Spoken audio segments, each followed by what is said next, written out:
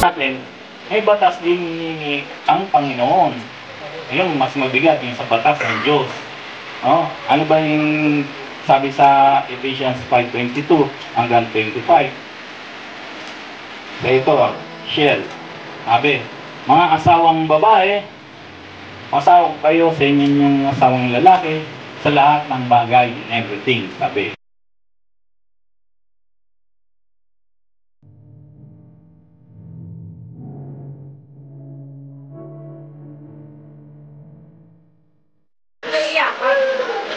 Kumagana.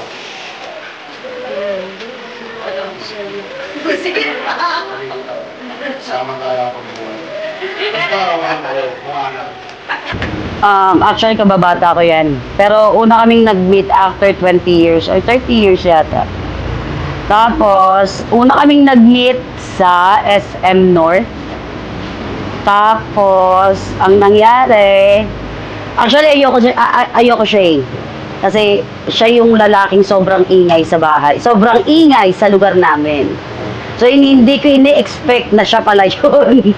Hindi ko siya ini-expect na siya pala yun. Hanggang sa na-confirm ko na yung lalaking kinaayawan ko, siya pala. Siya pala yun. So, syempre, hindi na ako nakatutok na sa akin eh. Hindi na ako makapalag. Ayun. Tapos, hanggang sa, ayun, trinay namin na magsama. Hanggang ngayon, 6 years and counting na pala kami. Ayan, hanggang ngayon, andito na. Kasal na kaming dalawa. Quality traits. Marunong makisama. Hindi siya mabait eh. Ano siya eh, parang may pagka-demon. Yung, ano man bagay noo, pero medyo bastos, mga ganun. Hoodlum. Pero overall, marunong siya makasama. Siguro yun din yung isa sa dahilan bakit marami nagmamahal sa kanya. Ako lang nanalo. Mapapangako ko sa'yo is, titiisin ko lang talaga yung tigas ng ulo mo. Kasi ang tigas ng ulo mo. Sa lahat, hindi ka nagtatanong kung tama ba yung move mo. So, tatanungin mo lang sa akin kapag tapos na. So, siguro, gagawa muna ako ng strategy para maayos yun. Yun lang ang kinakagalit ko. Pero overall, I love you.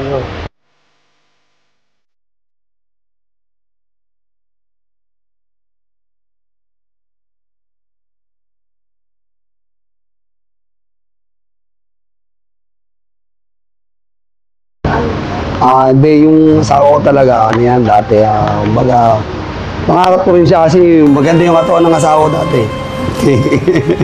Maganda yung katawan niya. Bali, magkapit-bahay kami sa isang lugar sa Valenzuela.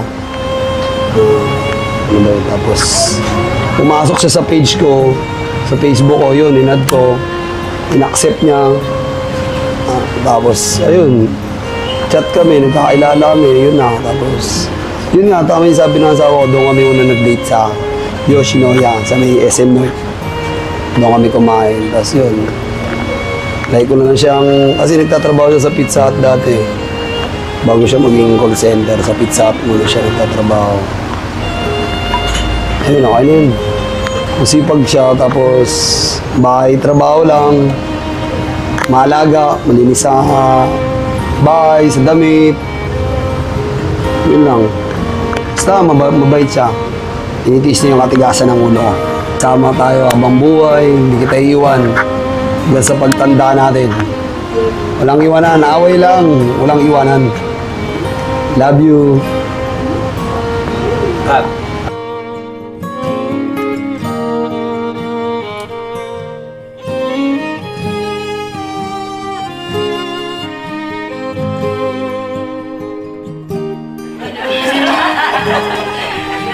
Pangako, titising ko yung tigas ng ulo mo. Alam mo na yun. I love you.